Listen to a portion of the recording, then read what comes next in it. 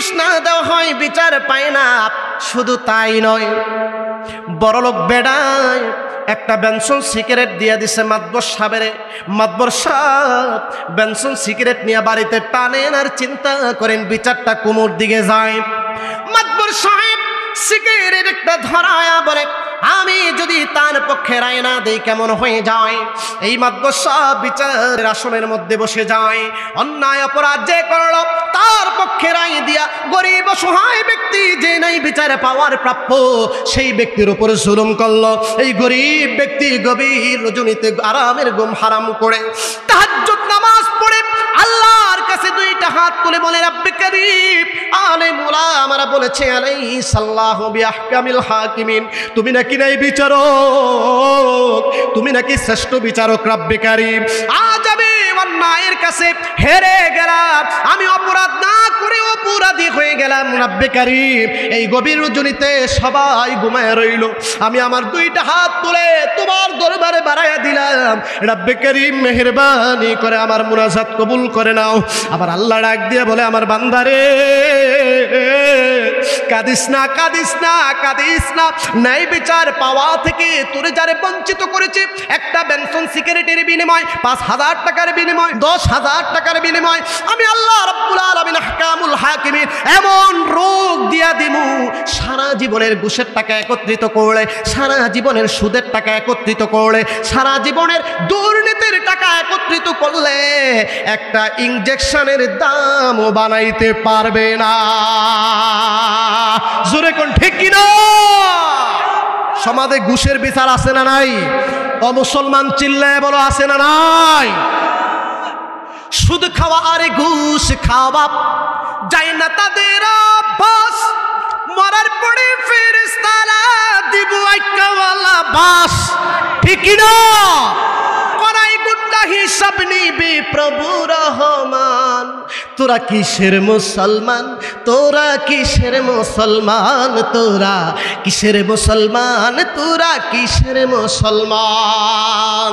এই দুনিয়ার মুখে পড়ে কতক মুসলমান নামাজ কালাম ছেড়ে দিয়ে, নামাজ কালাম ছেড়ে দিয়ে শুনে টিভির গান। ওরা কিসের মুসলমান, তোরা কিসের মুসলমান, তোরা কিসের মুসলমান, তোরা কিসের মুসলমান। জোরে বলেন ঠিক কিনা? আমনে ওই সমাজে ঘুষের বিচার নাই? কথা কয় না, আছে না নাই? হুইল পাউডার দিয়া দুইয়া দিয়া যাবো, ওয়াজা আইলে আইলাম, না আইলে না। কথা কোন ঠিক কিনা? কালকে এক জায়গায় মাহফিলে গেছি, একটা মাহফিল শেষ করে আরেকটা গেছি, রাত্রে 10টার পরে স্টেজ ধরেছি। আমি জানি ঘুষের ওয়াজ আর সুদের ওয়াজ টান দিছি, তাও আবার মসজিদের ভিতরে বইয়া।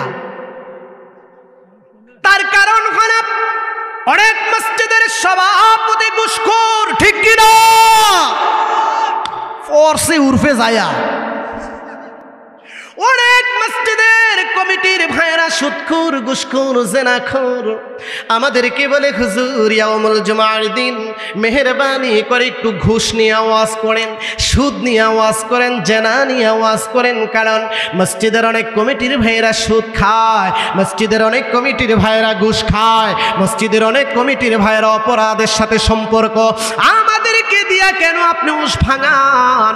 কারণ পুরো সমাজবাসী মিলে এই সুদখোর, ঘুষখোর, গাঁজাখোর তাদেরকে মিলাইয়া ঝিলাইয়া মসজিদের কমিটি বানায়া দিছে, ঠিক কিনা? আম করে কয়, হুজুর আপনারা একটু ওয়াজ করে দিন সুদ ঘুষ নিয়া, আম করে দিয়া ওস ভাঙ্গা। আপনারা বেকে মিল্লা মসজিদের সভাপতি দিছে ঘুষখোর। কিরে বাবা, কথা কোন ঠিক কিনা? মসজিদের সভাপতি দিছে সুদখোর, মসজিদের সভাপতি দিছে, কথা কোন ঠিক কিনা? আর আমাদের হুজুর একটু সুদ ঘুষ নিয়ে ওয়াজ করেন, শয়তানে লারে চাকরিটা আড়াইতাম বিল্লাহ। কথা কোন ঠিক কিনা? এই সমস্ত লোক আছে না নাই? শুধু তাই নয় ভাইরা আমার, মসজিদের কোন আলেম যদি মিম্বরের মধ্যে বসে কোরআন হাতের মধ্যে নিয়ে যখন বলে সুদ হারাম, ঘুষ হারাম, জেনা হারাম, ব্যভিচার হারাম, অন্যায় হারাম, অপরাধ হারাম, দেখা যায় 5 মাস 6 মাসের মাথায় ওই আলেমদেরকে নিয়ে ঘুষখোর, সুদখোরেরা গভীর ষড়যন্ত্রের মধ্যে লিপ্ত হয়ে যায়। আমি কি ঠিক মতো কইতাছি না ব্যাঠিক কইতাছি? আপনি কইলেও ঠিক না কইলেও ঠিক, কারণ আমি তো মসজিদের ইমাম। কথা কোন ঠিক কিনা? আপনি কইলেও ঠিক না কইলেও ঠিক, কারণ আমি তো ইমাম। আমি তো জানি কি অবস্থা যায় সমাজের মধ্যে যখন ওয়াজটা কারোর উপর ফইরাই বল। কথা কোন ঠিক কিনা? এই মুন্সিগঞ্জ গত বছর ওয়াজে গেছি, সুদের ওয়াজ স্টেজের মধ্যে টান্দা বসে একবারে খারুয়া কয় হুজুর এনুই আছে। আমাকে বন মিয়া দেহান লাগতো না, বাস লয়ে বাইরা বাড়ির ব্যবস্থা করতেছেন আবার। কথা কোন আছে না নাই?